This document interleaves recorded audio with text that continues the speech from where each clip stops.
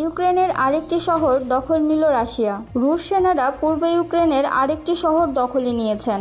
রাশিয়ার সেনাবাহিনী আজ রোববার এ তথ্য নিশ্চিত করেছে।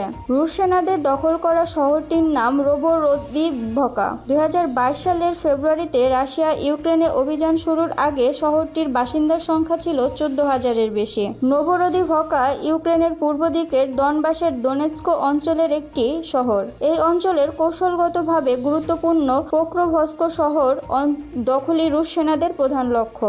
গত গ্রীষ্মকাল থেকে এই অঞ্চলে অভিযান জোরদার করে রুশ সেনারা। তারা এখন পোক্রোভস্ক দখলের কাছাকাছি পর্যায়ে চলে এসেছেন। এদিকে গত 6 আগস্ট আকস্মিকভাবে রাশিয়ার সীমান্তবর্তী কুরস্ক অঞ্চলে স্থল অভিযান শুরু করে ইউক্রেন, কিন্তু তা সত্ত্বেও দোনেৎস্ক অঞ্চলে ধীরগতিতে নিজেদের লক্ষ্যে এগিয়ে যায় রাশিয়া। গত বৃহস্পতিবার রুশ প্রেসিডেন্ট ভ্লাদিমির পুতিন জানান, ইউক্রেনের পূর্ব দিকের দনবাস দখলই তাদের প্রধান লক্ষ্য। রাশিয়ার কুরস্ক অঞ্চলে ইউক্রেনের পাল্টা অভিযানের কারণে দনবাসে তাদের অভিযান আরও সহজ হয়েছে। রাশিয়া ইউক্রেন যুদ্ধক্ষেত্রে ভয়ঙ্কর অস্ত্র ড্রাগন ড্রোন। রুশ বাহিনীর বিরুদ্ধে লড়াইয়ে ড্রাগন ড্রোন ব্যবহার শুরু করেছে ইউক্রেন। এ ড্রোন ব্যবহার করা হয় অ্যালুমিনিয়াম গুঁড়া ও আয়রন অক্সাইডের উত্তপ্ত মিশ্রণ, যা থার্মাইট নামে পরিচিত। এটি 4000 ডিগ্রি ফারেনহাইট 2200 ডিগ্রি সেলসিয়াস তাপমাত্রায় পুড়তে থাকে। গাছ বা রুশ সেনাদের গোপন আশ্রয়স্থল পুড়িয়ে দিতে এ ড্রোন ব্যবহার করছে ইউক্রেন। ড্রাগন ড্রোন মূলত পুরনো যুদ্ধাস্ত্রের নতুন রূপ। থার্মাইট প্রথম ও দ্বিতীয় বিশ্বযুদ্ধে ভয়ঙ্কর প্রভাব ফেলেছিল। ড্রোনের সঙ্গে থার্মাইট ব্যবহার করে একে ড্রাগন ড্রোন তৈরি করা হয়েছে। ভয় ধরাতে ড্রোন ব্যবহার করা বেশ উদ্ভাবনী, কিন্তু এ ধরনের ড্রোন ব্যবহার শারীরিক ক্ষতির চেয়ে মানসিক ক্ষতির কারণ হয় বেশি। নিকোলাস ড্রামন্ড, প্রতিরক্ষা শিল্প বিষয়ক, যুক্তরাজ্য। সামাজিক যোগাযোগ মাধ্যমে এ ড্রোন ব্যবহারের বেশ কিছু ভিডিও ছড়িয়েছে।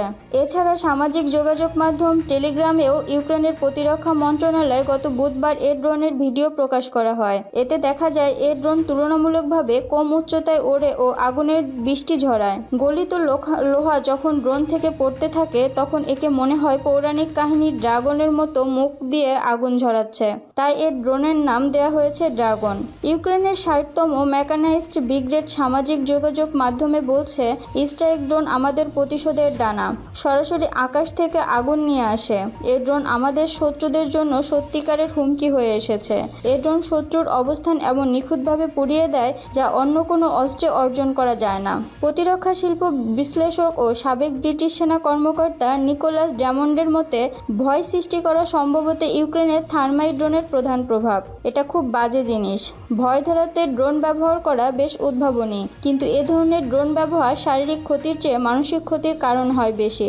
নিকোলাস ড্রামন্ড বলেন, আমি বুঝি ইউক্রেনের থার্মাইট প্রভাব দেওয়ার সীমিত ক্ষমতা আছে, তাই একে মূলধারার অস্ত্রের পরিবর্তে একটি বিশেষ ক্ষমতা বলা যেতে পারে। তবে তিনি থার্মাইটের ফলে সৃষ্ট ভিত্তির কথা স্বীকার করেন। থার্মাইট যে কোনো জিনিস খুব সহজেই পোড়াতে পারে। যে কোনো ধাতব পদার্থও এটি পুড়িয়ে দেয়।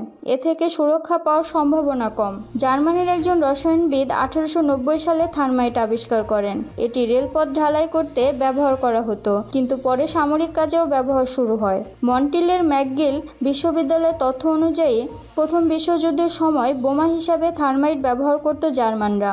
দ্বিতীয় বিশ্বযুদ্ধের সময়ও জার্মানি ও তার মিত্ররা বোমা হিসাবে থার্মাইট ব্যবহার শুরু করে শত্রুদের অস্ত্র গলিয়ে ফেলত। যুক্তরাজ্যের যুদ্ধবিরোধী সংস্থা অ্যাকশন অন আর্মড ভায়োলেন্সের মতে, এর আগে রুশ ট্যাঙ্ক অচল করার কাজে থার্মাইট ড্রোন ব্যবহার করেছিল ইউক্রেন।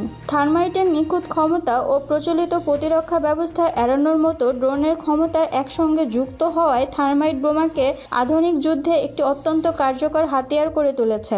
থার্মাইট হলো এক ধরনের অগ্নিসংযোগকারী অস্ত্র। এ ধরনের অন্য অস্ত্র হচ্ছে ন্যাপাম ও সাদা ফসফরাস।